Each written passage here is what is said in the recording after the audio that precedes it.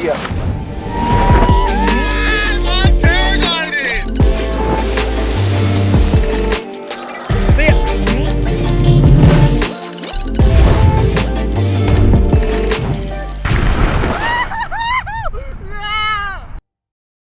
So, Gavin, it's been a little while since we've talked. I think the last time we talked, the Rona had just landed, and it kind of dominated our conversation. And even before we record today, we're talking about how difficult it is to hitchhike and all the paragliding, how we've been affected by this crazy. Yeah. The aliens just landed the last time we talked, and they're still around, man. It's Yeah, weird seriously. Weird times, getting weirder every day. Yeah, it is. One of my closest flying partners here has had a couple of surgeries this season, and so is like really allergic to exposure to mostly anyone, and so it's been challenging, and we went to Washington and did this big week of paragliding with. I saw that. Yeah, you guys had a good week up there. Dude, so good. And with Boucher and all those guys, and just riding in the back of trucks like all night long. Yeah. Through the flats of Washington, getting home at 2:00 in the morning after flying 200K a couple days in a row. Yeah. It's I flew a triangle the other day, and it was actually northern Utah and then up into Idaho, kind of the City Rocks zone. And there's a site out there called Harrison that I've been working on for quite some time. I mean, the Hangies used to fly it. It's a killer mountain that you can drive all the way to the top, and it takes a lot of directions, but it just keeps proving to be really tricky because you're right on the edge of the Snake River Plain, and it's really easy to bomb out there. And but we know it works, and I've had some nice flights there. But anyway, I was just coming back from Texas. We were down there chasing distance in kind of June and early July, and I was, it was tricky through Utah because I didn't have a retrieve. I was with my wife and my daughter, and she's not going to get in a car and chase for 10 hours with my little one in the back seat. So anyway, we were camped up on Harrison, and this day popped up that was like, God, I've got to figure out how to utilize this day, but do it by myself. And I drove down, got up really early that morning and drove down and flew from Ingham Peak, which Bill Belcourt just did a couple days ago. But until I'd done it, I don't think anybody had. We don't know of anybody that has. It's pretty remote down there. It's just dirt roads, and there's nothing. I mean, all day I didn't see a plane, I didn't see a car, and ended up flying this really nice triangle. But it was real interesting because the truck was parked up in the pass, and I was like, okay, well, if I land 20K from the truck, line of sight, I'll walk all night and I can get there. That's fine. But I bombed out the first time. So I flew, bombed, hiked. It was 105 degrees on the ground, so it's kind of like a little X-Alps adventure. And so by the time I relaunched, I was pretty low on water. And I was like, man, I'm not sure if I land too far from the truck, I'm going to make it. I'm going to survive this. So it was really cool. It was a really neat triangle because only you would think that's cool. Back to the truck. Like I wasn't going to hitch, and it was just such a good day, and, went way over where you're supposed to go high. And, it was a good day, but it was just like, and then a bunch of cirrus came in and I was way far away, and I was like, oh man,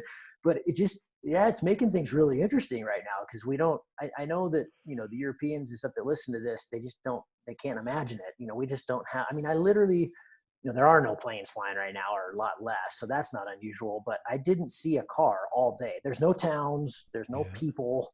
Yep. I saw some antelope, I saw some elk, but it was one of the more rewarding triangles I've ever flown. Wow. I landed like 5 feet from the truck at the end of the day. Like, yeah. Love that. Yeah, that's a great story. And what you're saying about the Europeans is so true. It's like the Western United States is a place to fly that is, it's like, it is just so deep here. You can just go so deep, so easily. It's not like the Alps, the Alps are like, when the first time I went flying at the Alps, I was thinking, oh, the mountains are so big, and you spec out and you're like, oh my God, there's roads everywhere. Yeah. And like you said, when you spec out, you might be over the top of the peaks, like a really good day there is like 12,000 feet. You get these unusual days where they top land Mont Blanc and stuff, but this last couple of weeks, I'm mostly fighting to stay below 18,000. We're getting, our spec is a whole different world, and Seriously. Which is aesthetically awesome, and that's why we do it. But I mean, like where you usually fly, Pine Mountain, I mean, I always used to think that Sun Valley and where I fly, my home site, is really deep. And, you know, compared to a place like Pine, it's just, I mean, it's deep, but you're not going to, I've never walked all night. You know, I've never spent a night out there. There's hunters, you know, there's campers, there's dirt roads. You can always just walk down whatever drainage you're in. And it's not that extreme. I mean, it's not, in the Alps, you land at a bus station or a train station or you're an idiot. Why wouldn't you? Because they're everywhere, you know? So getting back there is just so easy. It's a dream. It's great part of the adventure. It's so cool. But, you know, here it's like, man, your adventure's a long ways from over. But I mean, the first time I flew Pine with Henzi, you know, you get going there and you're like, Jesus, I mean, there is nothing out there. I mean, the Malheur, there's nothing out there. I mean, so it's awesome. It's great, but you're also just like, you're just kind of like pucker factor. Oh, road, pucker factor for like 2 hours, road. I mean, and there's nobody on the roads. So I don't even know how much that helps. Yeah. So I know you dig it. And I try to harness some McClurg in me this season. I've had 2 of the deepest flights of my whole life. One, we launched from Tumwater and we flew out to Stewart, and then we turned around and we went out towards Mission Ridge, like the ski resort. And there was just this one part of the flight where it was me, Evan Boucher, and Brian Fletcher, and we're pushing over the 97, and it's not even like that far as the crow flies from civilization. It's just that the terrain got really shallow, and we were like on the top of the terrain, and it just got shallow. And as we glided, we just got low. And as you just kind of, time goes on, you just realize you're like, we are in a position where it's either a tree landing or a climb out. Like those are literally the 2 options. It's a tree landing and the trees are all burnt and dead and pokey and disgusting. And the second one the second one, I had this great flight from Pine Mountain to John Day, and it was really super lonely all day. I was flying by myself and just like really lonely. I had people chasing me, luckily. Sarah and Colin were chasing me, but there's this phenomenon in paragliding that you know so well, that is like, you can be not that far, like as the crow flies, it's not that far to cross a mountain range, but to drive from one side of it to the other side is huge, right? And so it's like, there was this move, and it was late in the afternoon, and I'd been flying, and I had already, and this is a segue. I'd love to talk to you about nutrition and flying and how to keep the whole show on the road here. But I found myself pretty low at about 4:30 in the afternoon. It was really hot. It was like 100 degrees on the ground that day, and I had just like worn 2 puffies, and so I was just hot and muggy all day, like to the point that I was like nauseous. I'm like thermally, and I'm just like, ugh. So finally I spec out and you know, cool down, air conditioning. But late in the afternoon, I kind of got low, and I was really like, at that point I was like running out of my like loneliness energy. I was just like, I could really, like, my friends are out of radio reception. I could really use my friends right now. Right. So it just kind of got low, and I was just, at some point you just run into the place of like, okay, the only way out is through. Like, you pretty much got to hang in here and like cross this mountain range. And, you know, it was like almost 6 p.m. and I found myself at 15,000 feet. And I was like, whoa, like, okay, I have it on glide, like easy. You're right. And so that's a good feeling. No kidding. Which is funny because, you know, at the end of my flight there, I'm like finally properly dressed, and I stay above 13,000 feet for like 90 minutes as I'm just like flying convergence down this mountain range. Yeah. And I had more flying to do. Like, I could have easily just stayed on the convergence and kept going, but I was just so out of gas. Right. It was like 7 p.m. I flew my longest flight, 7 hours, 40 minutes. And so I'd love to hear from you. Like, the nutrition thing is super interesting to me. And it's also like, we've been trying to team fly this year a lot, and it's like proves to be so incredibly difficult. And especially as we realize that our nutrition and our blood sugar and our fatigue, whether it's socially, emotionally, or physically, all just like we're all bouncing around on these different things. Yeah, you touched on a few things that I have been thinking a lot about lately. I learned quite a bit from Donizete. You know, I flew with it was Donizete and Cody and I were kind of the team. There was other pilots down there, but our team was the three of us. And of course, you know, Donizete's 2 world records, and he's been part of that crew that's done.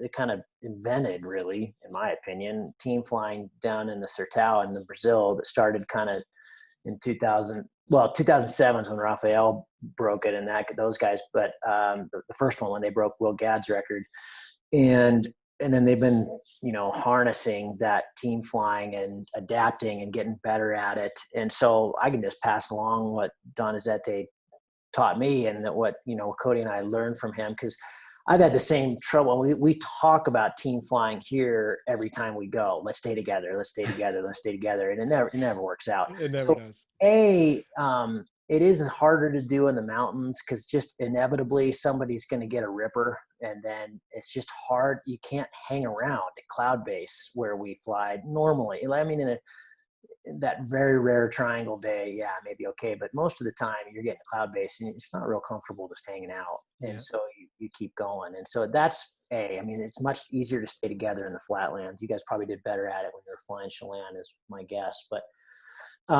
you know, be massive amount of discipline. You know, you have to have a very verbal, you know, you got to have a plan that's not that day going up to launch, hey, let's team fly. That's not going to do it. You've got to sit down and talk about it and talk about all the different, well, what happens if, and how does this work? Because really, you know, inevitably someone's climbing better or has a little bit better piece of it. And, you know, ideally that person's showing the people below where the good climb is. But if they get to the top, what if they start making big circles and that's screwing the people up below? Oh, he's telling me to go over here. Oh, no, he's not. He's just waiting for us. So, you know, ideally when you leave a climb and, you know, in a perfect world, you all just fan out, and you don't fan out very big. You know, you fan out 20, 30 max, like 40 meters. So you're all, you know, if you're 100 meters and that person's got a better chunk of air, it's a lot more committing for the other people to come over. So, you know, ideally you're at the same level and you're at the same pace. But that's in an ideal world. You know, what we were experiencing in Texas is, you know, often whoever was up at the top would lead out, show the pilots behind them where the good, you know, maybe where the good line is, but you got to slow down as that person. Or the opposite, whoever's low, let's say they just didn't get a chunk of it for whatever reason, and they decide, okay, I'm losing these guys, I got to go. You know, then they're the rabbit. And these top guys got to support that person. At some point, maybe that person's out of the game. And, you know, you can't just everybody flail their flight to help out the lowest person. But anyway, what you see what I'm saying is and then to your point about nutrition and energy and all that, it's just inevitable that you're not going to have the same person leading all day. You know, there are times in the day where you've got it, you're on, and you just naturally become the leader. I'm forgetting here that, you know, you can, if you work with the same team a lot, all over and over and over and over again, the radio becomes less and less important. But until that time, you need to use the radios, and not the chit chat. That drives me batshit. I only say what's required, especially if somebody's low, if it's windy, if they're dealing in lee. The last thing you want is somebody barking in your ear. And so, you know, we want to be in the zone as much as we possibly can, and that's going to rip you out of the zone. Any kind of communication on radio is going to rip you out. So, but it's super handy in terms of, you know, if the leader gets the top goes and they've got an idea that doesn't make sense to the other guys, you have to verbalize that. Hey, I think we should switch to this cloud street because, you know, the forecast was saying there was more southeast. We got to get over here, whatever it is. And so the radios can be really valuable. And I get frustrated flying with a lot of people that don't have their batteries charged or don't have a good mic or don't have a good comm. And we've all been there. But, you know, this is part of being professional. This is part of good distance, is having like I'm not going to go fly with somebody without an inReach today. I'm just not going to do it. That's a liability. I don't want to be in that position. I don't want them to be in that position. So, kind of having all these things set. But back to your point about, someone's in the groove, and that someone it just naturally happens. It just changes. Like Donizete really presses hard all the time, and he's constantly leading out. But sometimes it's okay to be like, hey, dude, you got to rein it in. This is going to be a slow section up here. I don't want to tack this low. Let's slow down. And, if you're working well as a team, that works pretty well. But there are definitely times where you just feel really good. And that's where you get on the radio. Guys, I'm feeling really good right now. Follow me.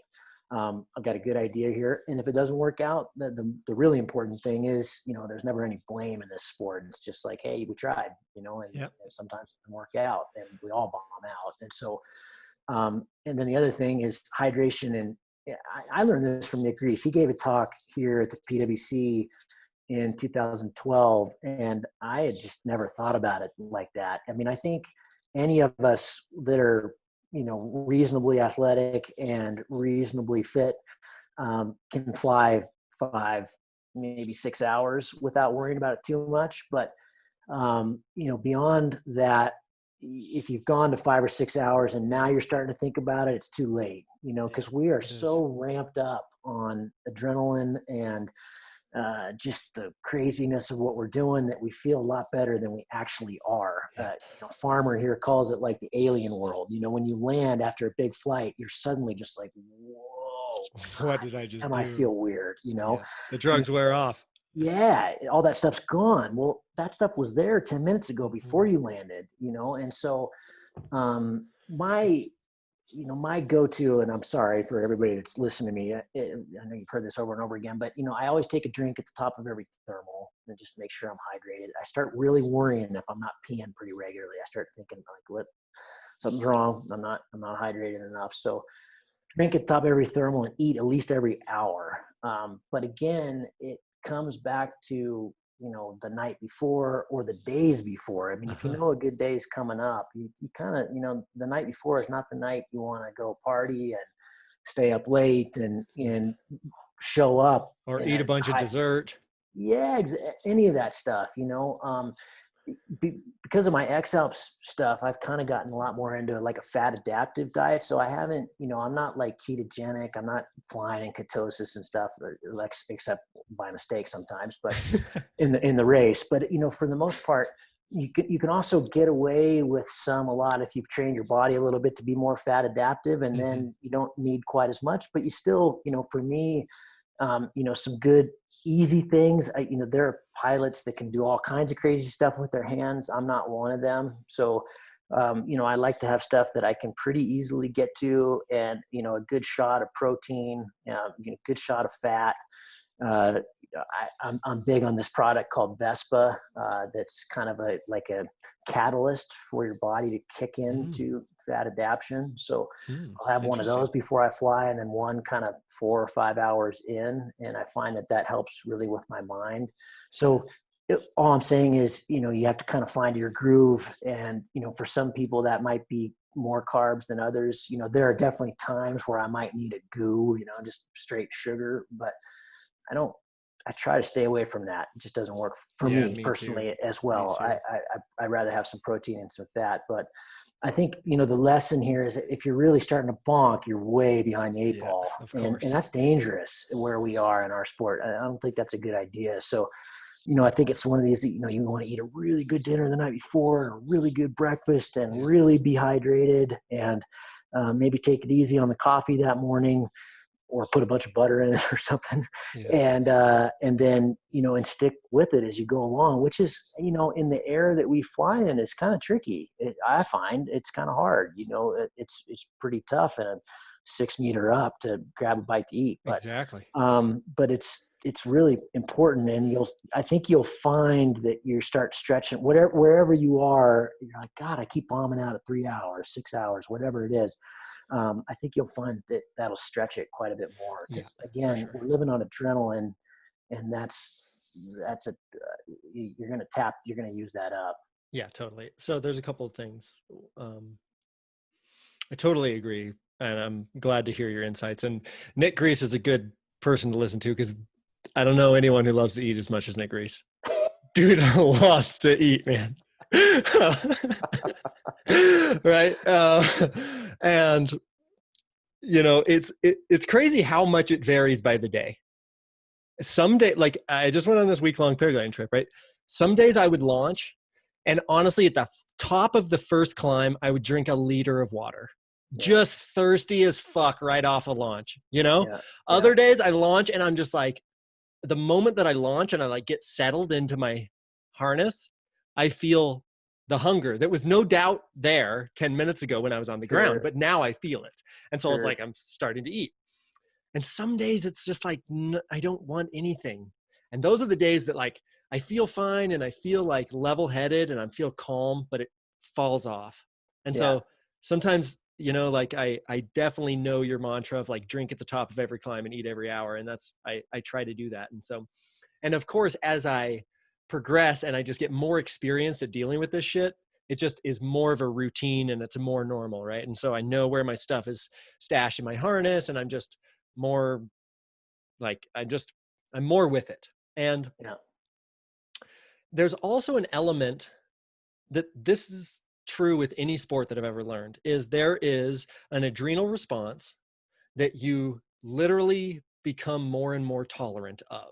And the adrenal response that I have when I'm like about to launch versus, let's say, Kriegel, right? Nick Grease told me that everybody makes jokes that Kriegel takes beta blockers because he's just so calm and he's not methodical. Yeah. His adrenal response is so less triggered than most of us. Right. So literally his brain chemistry is much more stable in this place. And that comes with experience, right? It's also training, somewhat a personality trait of like how likely you are to be excitable. Right.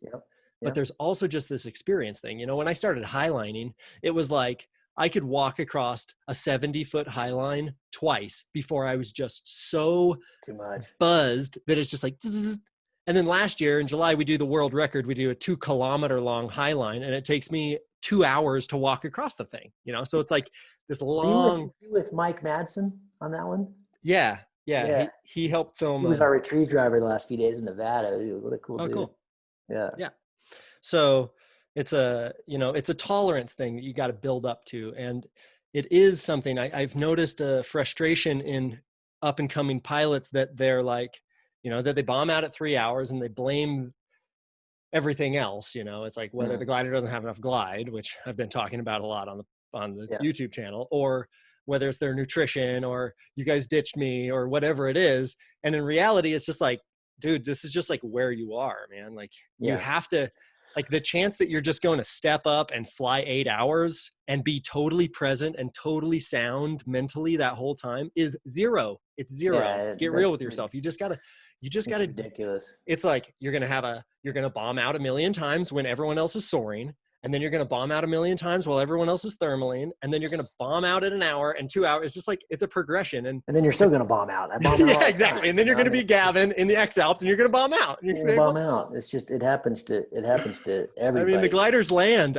It's so hard to get that through people's heads, but the gliders land. Like you take it up a hill and you go down. Sometimes the air takes you back up, but you always land, man. It's like, it's crazy how averse we are to just reality in this sport, you know? Yeah. I mean, I think it's, to your point too, I think for all of us, it takes different amount of times to warm up no matter what. You know, absolutely. I did that podcast with Alex Roby and I was like, you know, do you ever just show up and you just don't feel it? And, cause I'm sure I do. And he was like, no, I think you're flying on the wrong days. Like, so he's really famous for sending huge triangles. He almost, you know, he regularly wins X contests every year, but he flies like perfect days. Yeah. And a perfect day in the Alps, you know, when you get going, you fly 60K really without turning. You know, you're following these perfect southeast, very steep faces that are just kind of bubbling up and the air is perfect. I mean, how often do we get that out here? Never. I've never flown that we ever. Step into a freaking inferno and straight up or down the same way. Exactly. And you know, we don't have any time to like warm up like that. And no, I launched from Chelan Butte the other day directly into a 6 meter a second climb, directly, like 30 feet off of launch, 6 meters. Chelan Butte, how many people have pounded there in a dust devil right on the launch? You know, I mean, you got to be on it right before you clip ends there. I mean, your whole shit can go 200 feet in the air without being in it. So, I mean, it's, yeah, I mean, so I don't know my point here, but it's, you know, you got to have all that stuff lined up, and there are days I just don't feel it. And, or a lot of times I'm in the air, like Nevada was like this. We just had some really good days down in Nevada, and Nevada is on. I mean, it is big, big, big air. And, you know, so the first hour and a half, I'm just terrified. Jesus, holy shit. Jesus, this air is strong, you know? And then you kind of settle in, and then you remember all the little mantras, and you remember to breathe, and you remember like, hey, I fly a paraglider. I'm trying to fly this thing in turbulent air that I can't see. That's what I do. And so then you're like, you know, suddenly you have that little nice switch where like, this is what I came here for. I came here for the adventure. I came here like, okay, I got it. Like, bring it. This is awesome. And that's a nicer place to be in the head than like, fuck. Yeah, that's interesting. You know, what fascinates me about what you say there is there's some portal there. There's some transition period. There's some warm up. There's some initiation into the flow state where you're somehow like the change between your harness being like a death trap and a sailboat to the sky is like, at some point Gavin clicks and he's like, okay, all right, I feel good. It's not as, you know, it's not too terrible. And you know, it's crazy because, you know, I launched and I was like, I am on a path of being more observant of myself and what happens inside of my head. And it's like, I was like, oh God, someone's in the river. Oh wait, no, that's a boat.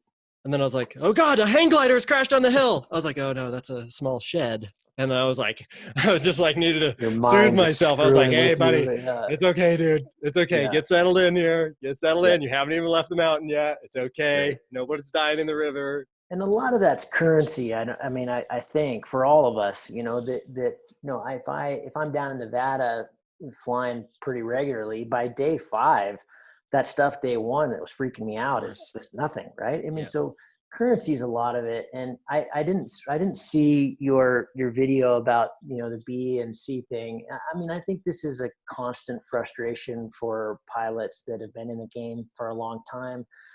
At both ends, you know, it's totally reasonable if you go to VIA and you're on a B, and it's frustrating because you got all these guys and girls that are on, you know, really narrow hot ships and they just pull away. Right. And again, I know I spout about this stuff, but, you know, it's, to me, we've got a paddling background together, and Will Gadd talked about this all the time. You know, what you learn there is, you know, you really shouldn't paddle class 4 until you're hitting like every eddy class 3, you know, like you kind of got it down, and then then you gently push into that. And, you know, to me, it's like, if you're bummed out because you're landing after 3 hours on your B, then you're still a shitty pilot, you know, and a C isn't going to allow you to fly more than 3 hours. You're still going to fly only 3 hours on the C.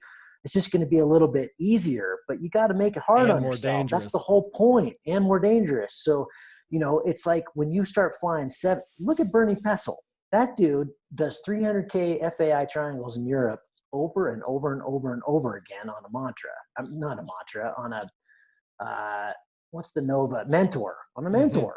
Right? Yeah, an E and B. So until you can go hang with that dude on an E and B, then stay on your E and B. Why? What's the point? It's just, you know, like, play that game. Be the best at that game compared to everybody else. And then, I don't know what you've said in your videos, but I just, you know, and we've all broken this rule, and I did as well. And my friends are, hey, you're moving a little bit too fast. But the difference is, you know, I did have 6 years and way over 1,000 hours, and I'd done a ton of SIV before I got on a 2-liner. And so, and now I'm seeing it happen in like a year with people because they go to comps and they can't keep up, and they get frustrated, which is totally reasonable. But again, I'm not I'm not advocating, I'm not preaching, but I just think, like kick ass at the level you're on. If you're like, well, the Gavin, book's just almost getting done. And what I hear from all the people who are better than me and my mentors like Russ Ogden, that kind of thing, it seems like, the really good way to think about it is when you really feel like your wing is holding you back.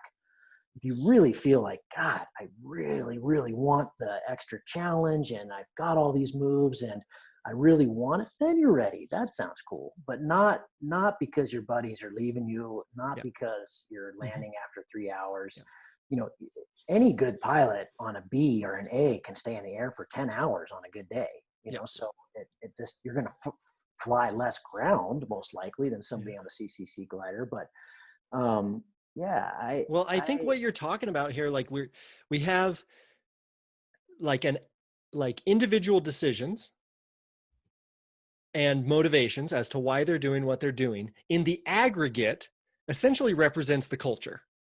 Right? Mm-hmm. So the motivations of why people are changing gliders in the aggregate, that's the culture of paragliding. That is, why are we collectively doing this? And as you've stated, the self-comparison of being left by the CCC gliders on an E and B, like from an objective standpoint, from a rational standpoint, that sounds crazy, right? To compare yourself as a beginner pilot on a B to getting ditched by Patty on her CCC glider. Of course, Patty's going to kick your ass all day, every day. She could kick your ass on an A and you could be on her glider, right? Well, that's what's important. She would kick your ass on the same glider, and that's what's important. It's, and the glider doesn't make you a better pilot. And these are not my sayings. And I think Jeff Shapiro, the glider doesn't make you better. You have to get better.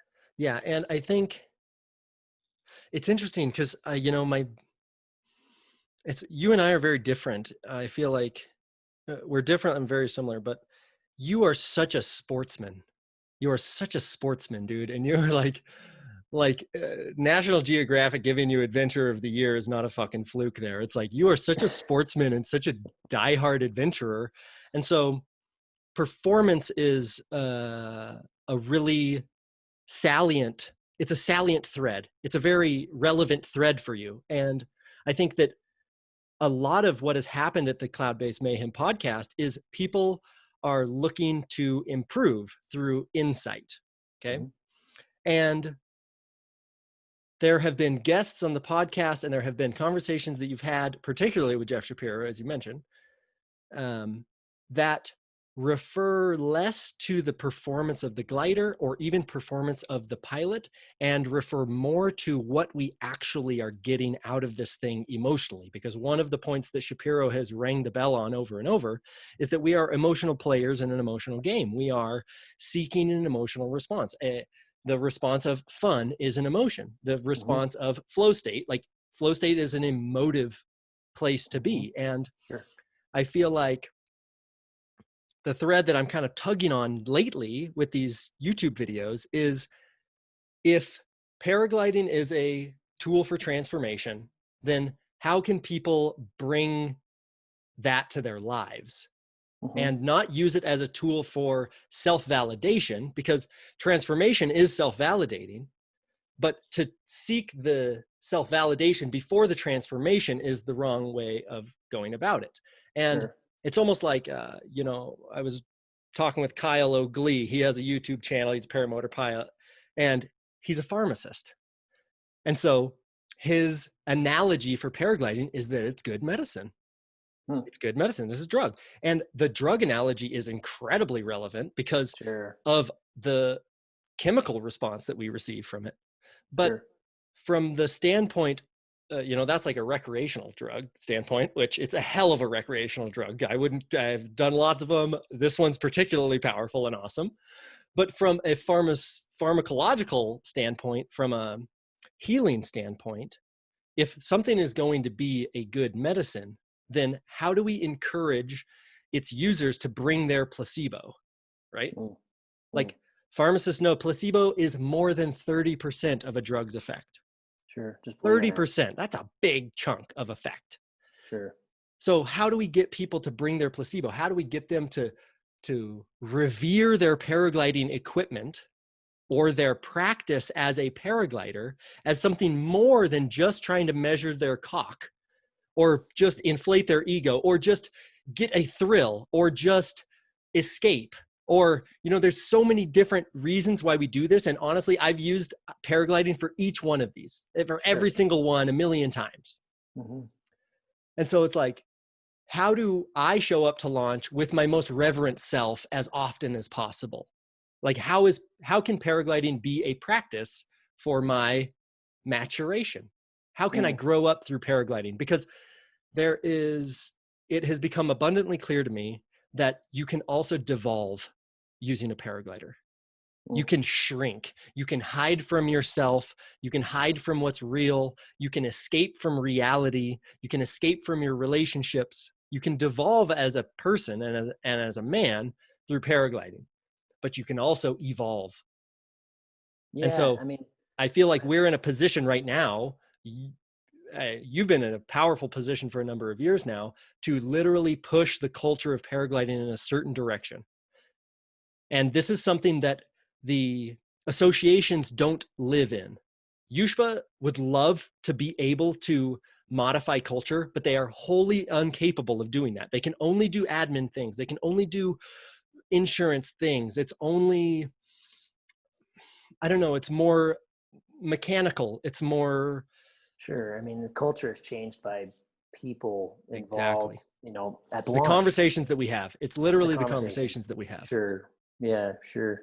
I mean, yeah, we've all probably had funny talks going up to launch and stuff. One of the recent ones, I was at a World Cup somewhere, I can't remember, and I was being relayed a story about this guy who, had quite a bit of wealth and great family and great wife and kids, and kind of like succeeded, and got into paragliding and lost all of it. So I don't know if he devolved or evolved in some, probably some ways he evolved, in some ways he devolved, but I mean, he lost it all. He lost his business, he lost his wife, he lost his family. So, I mean, I think to go back to the pharmacological side of it, we've all got to be a little wary of our addictions. And I, as you have played around in this, this extreme, whatever you want to call it, realm, the highlining or the kayaking or the climbing and all these things that we really treasure.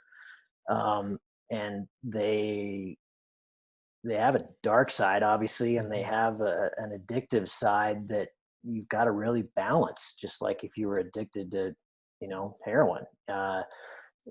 And so, yeah, I mean, I think it definitely it's so powerful that you've got to be wary of, the good sides and the bad sides. I mean, I really your last video where you were talking about, don't let paragliding fucking kill you. When I went through a relationship thing at one point and had like one sit down with a therapist. I thought, yeah, this is going to be, my point was, I really appreciated your honesty in that, when we're young, we were often prone to being very selfish, and we're trying to make our way in the world. And a lot of that making our way in the world is showing off. And I think that I don't know that that's necessarily negative at that stage in our lives. It's just, it's what we're doing. And it's, you're a lot more bomb proof then, and you can get away with more. And, we need these people pushing it, the stuff that these Redbull athletes have been doing the last 20 years. Absolutely. And it's amazing, right? Yeah. And just to interject one thing here, I think it's important that I think you're right that it's not wholly negative to show off, but you don't want to demonize levels of development, because even a child is like egocentric and self-centered and learns to manipulate people. And you don't want to demonize that, like toxic masculinity, because the little boy it's a level of development. And if we can see different levels of development in paragliding and how they manifest in our behavior, our attitudes, the way we communicate with each other, the things that we're getting out of paragliding, then we can actually kind of start drawing out the steps in which we can grow up as paragliders from like emotional P1 to emotional P5, and like, Right. you know, a spirit, you know, like how, at what point do you like actually develop some kind of connection with nature? At what point do you kind of, like, does it humble you in a really actually profound way, that it's not just beating you down? It's not just like a crash humbles you, but like actually like being a part of nature humbles you, or like Sure. seeing it in a way humbles you. And so, yeah, I don't want to demonize, like, you don't want to demonize ego, because you have it. Like, you don't want to, why would you want to demonize that? You just want to see it, man. You just want to see it. Yeah. You want to be aware of it. And I mean, I think, you know, to your point, that there's, you know, some people, they're going to get into it when they're early on for the validation and for all the wrong reasons. And hopefully they evolve and get through that and don't kill themselves. And unfortunately, what's gnarly about this sport is a lot don't. And, you know, we see it, but we're not going to, you know, we can talk about it, which is what we should be doing. And we can, you know, work on it with the culture, but I don't think the numbers are going to change. You know, I think we're going to keep seeing it. And just because, you know, it's just humanity. It's just who we are. I mean, you know, I agree. My intention here is not to, and I think your intention's bitching. It's awesome. And I spout about it, and word up, dude. I mean, it was powerful. It was funny. It was great. It was dark. You know, and I think it needs to be said, because we all see it a lot. I was that dude, you know? And so, you know, I grew up ski racing, and, you know, and my parents talked about, you know, that I was just like, they had to take me to the hill when I was 6 years old. So obviously that's pretty early on to be just like crazy about some sport. I've always been like that. I just gotta go from one sport to the next, where I'm just like batshit about whatever I'm doing. And I really get into it. And luckily with, you know, and most of them, I get to a certain point, like in kayaking, where I'm like, okay, how big does the waterfall have to get here for me to get turned on? Like, this is obviously, I'm going to kill myself doing this. This is ridiculous. And so, you know, where paragliding has held me for so much longer, because I just feel like such a neophyte still. I feel like, good God, there's a lot to learn here. And, no kidding. But you know, you switch, you go from, I have certainly found where I was a few years ago is a lot different than now. And I don't know if it's risk tolerance or, you know, or fear or what it is, but I am way more willing to just like, hey, okay, I'm going to take it easy today. Is that your child? I don't know, man. I don't know. I mean, I competed in so, you know, Maddie was pregnant, like real pregnant with the 2017 race. So, I mean, like, she could have gone into labor during that race. And then, you know, in the last one, you know, I had a little 2-year-old. She turned 2 right after the race. And, you know, the X-Alps requires you to do some pretty weird shit. And so, and I'm going back. to put it mildly. Yeah. And I'm going back. So, I don't know, but I certainly have, you know, Hansa used to always fly with his son. Now he has 2, but his son's picture when he was doing the X-Alps, just as a reminder, you know, and I don't do that, but there's certainly thinking about them a lot. And so I've taken us way off course here, dude. Sorry. But, you know, it's definitely in my mind. I don't know that it changes my risk tolerance or what I'm willing to do, but, you know, circle back a little bit on what you said about Kriegel. I think, you know, he's got kids, and I think his calmness is partly who he is, but it's also that he's relentless. He's Michael Jordan. He's Kelly Slater. Yes. He's Dwayne. He's Kobe Bryant. And he's one of these people who just is relentless about his training and his approach and his process goals. And I just think that if it's, you know, he landed in tears in the 2013 race, kind of near his home, because he flew in stuff that was beyond him. You can imagine it. I don't even know what that is. I mean, the rest of us would have just died. And he was that freaked out that he was in tears. So, I mean, he's not superhuman. He's just one of us, but I think he really has figured out. I mean, he's the guy in that race that all of us are least worried about. You know, there's one guy that's probably not going to get hurt, and that's Kriegel. Yep. It's crazy connection there between the skill and the safety. And I think that it is important, but it's also can be quite misleading, right? Because sometimes I think that my acrobatics training, my thousands of stalls will somehow protect me when it matters. And I think that it's certainly not going to hurt. It's certainly not going to hurt, but the idea that it will protect me might hurt. That's a good point. So it's hard to weigh it out. It's like, oh, Kriegel's so good he couldn't get hurt, but Kriegel does not think that. He does not think that. No, definitely not. And no, so, I mean, I'm just saying, like when you put everybody up on the platter of the X-Alps, and you're like, sure. yeah, he's probably got the best chance of us to get through here. Yeah, it's interesting. And all this nasty stuff, and it's just a child of the Alps.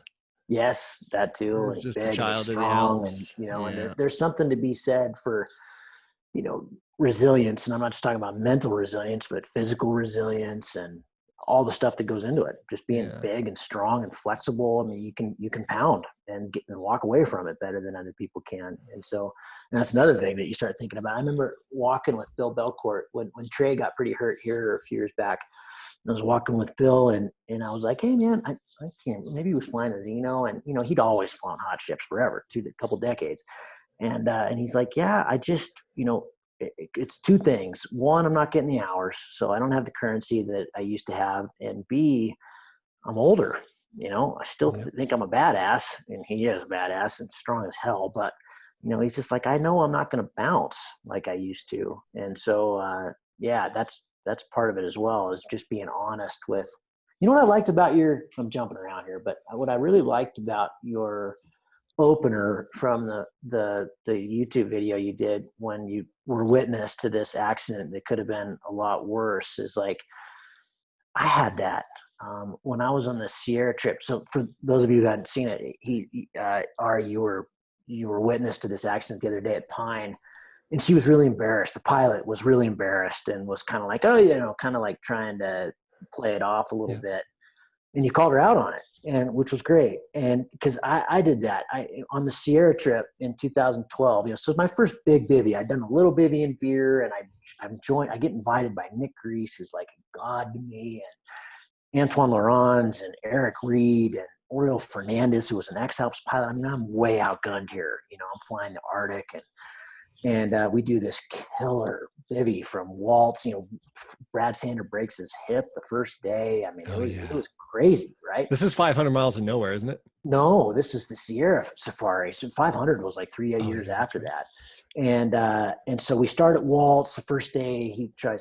Brad tries to top land, ends up in an ambulance. And then so we start from Waltz again the next day and start moving north. Anyway, so like day 17, it took us 18 days to get to the Oregon border. We started off with 6. We've got 3 at the end. And like the second to last day, or maybe the last day, somehow I ended up on my own. And it's really, really stable. It's in October now, and we're going north. We're kind of going the wrong direction for the sun. Anyway, and I'm just scratching on this thing, scratching. And, I suddenly forget that I'm actually still a pretty new pilot, and because I've been hanging out with all these badasses, and we've just crossed the Sierras, and I'm feeling way too confident. So in other words, I'm like, proper intermediate syndrome here, pilot, like look out. But I don't recognize any of this. Anyway, so I'm scratching on this thing, and I'm doing it like you should. I'm doing like figure eights. And then I just make the mistake that you learn like day one as a P2, like don't turn in towards the hill, and because I get this little bubble out front, and I try to turn to it. And of course, on the backside, I hit all the down air, all the sink on this thing, and I crash right into the side of the mountain, like right between these huge 2 boulders. So I'm in the full pendulum of this thing, and I'm smoking fast. Holy shit. And these 2 big boulders, and I'm just like, I just went, oh shit. And, luckily kind of bounced on I had this sup air harness, had a lot of padding, thank God. And I went right between the boulders and literally just rolled. I mean, it didn't do anything. It didn't do anything in my wing. It didn't do anything. I didn't even get a bruise. Nothing happened, right? By pure luck. There was no skill here whatsoever. And I didn't tell. Right now, if all those guys are listening, this is the first time they've heard of that. So I didn't tell anybody. I just packed up my shit and relaunched and kept going. And, wow. and just didn't even didn't really hit me till now. It didn't even hit me till you were talking on your thing. It was just like in my mind, I was better than that, and I wasn't supposed to do that, and it was embarrassing as hell. And I'm with all these badasses, and that's unacceptable behavior. Like, what was I thinking? What was I doing? Thank God, I know a lot of really good pilots who have gotten mangled or killed doing that exact same thing. And luckily that was one of my many 9 lives, and got to walk away. But how many people don't? And the point is you got to own this stuff. Yeah. How do you integrate that into your flying is, and Yeah. that's like a tool. That's a tool right there. And it's like, if you let too many of those go, man, you want some cheap mistakes, don't you? We all need cheap mistakes where we can just learn from. And, that was a great one for me. Just walked away. So lucky, Wow. And so, do you think you've integrated that one into your flying? And you just, like you said, that you never told anyone. Is that something? I did. Yeah, I did for years. I mean, I've always been way more aware of that since, cause it's one thing to be told by your instructor, don't do that. And another thing, how many times, thousands have I done low circles near the terrain, but now I'm a good pilot. I know what to feel for. I know what to look out for. And, I can't say I can guarantee anything, but I'm pretty sure I'm not going to pound doing that move now. But that one still puckers my butt. I'm pretty good. I've got 1,200 hours or something. That one still puckers my butt. Yeah. Kevin, what's his name? God, dude, wicked. One of the best, he goes down to Columbia all the time. He almost didn't walk, from doing that same thing. And he's proper World Cup pilot. So yeah, it happens to the best. I think it's best to just stay away from that one altogether. But there are times, again, like in the X-Alps or wherever, that you have to weigh these things. And but there are also other times where I think you get good enough at really feeling the air where that you've got that margin. You got to have enough margin. How much margin are you willing to fly with? Yeah. And it's interesting too, because, I made that B2C, which was essentially like the next day after the girl crashed at Pine, I watched a friend of mine who had just stepped from a low B to a hot C get locked into a spiral and nearly take it to the ground. Wow. Oh, and man. it was really, really crazy. And so interesting. But I talked to him and I debriefed that with him. And he says every day that he flew the glider, he felt more solid on it than he had ever felt on any glider. Right. And I think that there is this thing, I guess I'm experiencing it. My first day flying cross country on a 2-liner, I flew 245K. Yeah. That was my first day on a 2-liner. I felt better on that thing than I've ever felt on anything. Just the amount of connection I have to the rears on speed bar. I just like, how can I ever go back to a 3-liner? It's like, and I think that something that as people come up in paragliding that they don't quite understand is that what you have to be prepared for as a pilot as you step up in glider class is not how it flies normally.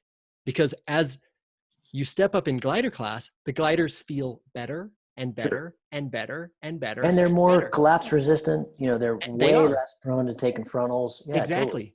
But man, you take a big frontal of full speed bar on an Enzo, and like it definitely takes a level of piloting that your full frontal rush does not take.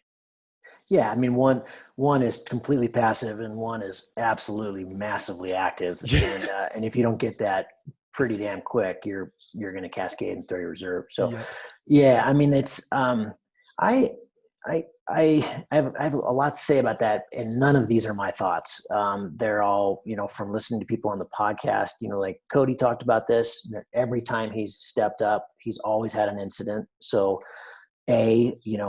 have more margin every time you step up. So your buddy that had the spiral lockout, it just has to be something you're not used to the wing yet. It's going to surprise you at every level, and you may not have the skills to deal with that. And then the other with the when it comes to like really stepping up, I don't know that it's so much the wing or the rating of the wing. I think it's way more important to know who you are and, absolutely, you know, how much of a pilot are you that you want to not have to make decisions and let the gear save your ass? Or are you the kind of person that really wants to make the decisions? And, you know, I see this a lot. People think about wings. And when it comes to this, because like you said, you know, Theo DeBlick has been putting out these awesome videos of him doing like all this crazy stuff on an ENB, and he doesn't do anything but put his hands up, and it always recovers within seconds. I mean, like that's all you have to do. I have seen a lot of people on ENB and ENC gliders ride it all the way to the ground because they're doing this. Yeah. All they got to do is just put your hands up. And so, like you said, when you step to a two-liner, that is no longer relevant, even a little bit. And so, you know, if you have a frontal on a CCC glider, you really shouldn't ever. Yeah. And so, you know, that you're already missing a big piece. Yeah. You're already probably missing something there, you know. And then B, it takes a lot of training. I mean, a lot of SIV training on a hot ship to really get that down. I just did some towing with Cody on my Evox, which is a CCC glider, and down over the lake. And, you know, I'd been on my gravity for a couple of days, just doing all kinds of stuff. And, you know, just, you know, getting everything to go symmetrically and doing the double and, in a nice tail slide, man, on an Evo, it is powered up. And when you let something go just a little bit more than the other side, you're in a serious situation. So yeah, it takes a lot more. So like you said, you know, a Xeno is so nice to fly, and it's so not prone to having any problems. And there's a lot of false confidence there that gets generated from that, because they still can go. Yep. And it's crazy too, because the other side of this spectrum is people who can literally fly, like Jared Anderson. He can be the national champion. He stalled a glider, say, 7 times. Yeah. You know, like Nate's never stalled his glider ever. Really? He's been flying since late 80s, I think, or early 90s at least. Full Jedi in the air. And I tried to make him do some stalls on his Ice Peak 6 years ago when we went over to the Alps, and Annecy wouldn't do it. He wants to do it. And, you know, and if we had this is a hard thing for us in the States, is we don't have that much water that we can train over, and it's tricky. And, you know, I was doing a lot of towing over the desert and doing stuff over the dirt with Cody, and we thought we were doing it pretty safely, and we've since come to like, I don't know about that. I mean, certainly when you get up to the proper Acro guys level, you can go to Organia and wait, that's not what I'm talking. Yeah, Organia, and train over the dirt, or where Dio does, you know. But I think for most of us, you're kind of playing with fire there a little bit. So it's hard to train, and it's hard. I mean, unless, you know, it's also towing over the water is expensive. You know, it adds up. So expensive, man. It's carbon heavy to push a freaking V8 boat through the water at 35 miles an hour. It's carbon heavy to do that, man. It's really carbon heavy. Yeah. So it's not like an electric gondola that goes to the top of the mountain that you fly. You know, it's like Lake Garda. I went to Lake Garda a couple of years ago. It's just like public transit from the landing to the tram, and then it's just it's like carbon light. It's very carbon light. And you have 1,000 meters over a lake who at the bottom of get picked up. Yeah. By the most experienced scooper of paragliders ever, because he does it all day, every day. You know, it's we don't really have that in America. And, you know, it's the same thing that you're talking about with like the Europeans looking at your flight in Nevada and thinking, what the fuck are you doing out there? Right. You know, and it's like Gavin launches without that much water, so he's thinking about that in flight. That's just the classic Gavin McClurg. You're just the Western cowboy, dude. Western. You're just the. I forgot. I didn't finish my thought there. Yeah, you're totally right. But the passive safety thing, everybody thinks about that with wings, and we also really have to think about it with harnesses these days. You know, there's this huge, and it's cool. It's super cool. You know, what the X-Alps has done to the industry is allowed us these ridiculously light kits. And man, we're giving up a lot there, though. No kidding, dude. We'll have to be really aware of that. No and kidding. So if you're one of these pilots who, you know, needs more passive safety for you to feel good about what you're doing and that kind of thing, think about your harness too, because it's sitting upright, open harness, sitting upright, pulled as far forward as you can with a big seat board in it. Yeah, and with a big, huge pad. I mean, Yes. how many times have I hit hard down there? And you know, when Ben broke his back a couple years ago in Nevada, when we were doing that bivy, you know, I mean, he was full of bivy kit, so he didn't even have a pad. Had he had a pad, he probably would have walked away. Yeah. And so, you know, it's great. It allows us to hike and fly with these light little kits and stuff, but just be aware of what you're giving up. You're giving up a lot. I mean, it's also mental. I mean, I fly way better on my Cannibal with 2 reserves and all this. I'm flying a freaking Cadillac, you know, and I'm just, man, I'm protected and I can go fast and I'm aerodynamic and it's awesome versus my Colibri. I love my Colibri. It's fantastic. But, you know, flying that thing on the Peak 5 down in Nevada, you know, without a seat board and things are flopping around and I've only got one little tiny reserve. And I was like, man, I don't feel that. I mean, it doesn't, you know, these are the things that you should be thinking about. I have to have a lot more margin then. You know, that's instead of 500, I'm 1,000 on that glider. You know, it's a different game. This is the game we play, Gavin. This is the game we play, and it's a game. It's a tool for maturation if we use it as that, and if we really dedicate ourselves, if we commit ourselves to using paragliding as the incredible tool for transformation that it is, then we are so on the right path. We are so on the right path. And that doesn't mean that we can't do it for fun. That doesn't mean that we can't ever show off. It doesn't mean that we can't practice acrobatics. No, far from it. But as long as we're using it to look at ourselves and to learn about ourselves and to try to stay more clung on to the bright and shiny motivations instead of the dark and unseen ones, I think we're on the right path. And it seems like you've made a long career. You're still alive. The beard is getting grayer and you still haven't died. You're going to do another X-Alps, which is just crazy. No one understands. You're like a mule. You're such a Idahoan Western cowboy. It's funny because I called you a cowboy, but now as I think about it, I think you're actually the mule of the cowboy scene, you know, around the campfire. I think Gavin's actually that first big bivy I did that I was talking about earlier across the Sierras. You know, I was with Eric Reed, who everybody calls the Badger because he's a Badger, and so after that trip, everybody started calling me the Wolverine because I was basically like a fierce badger. Yeah, a little bit even fiercer. Well, dude, thanks so much for your time today. I really appreciate our talk. I super value having your input and being able to communicate with you directly and to have you as a mentor. I'm so glad that years ago we met at Pine. And so we had a little rapport. That's so cool.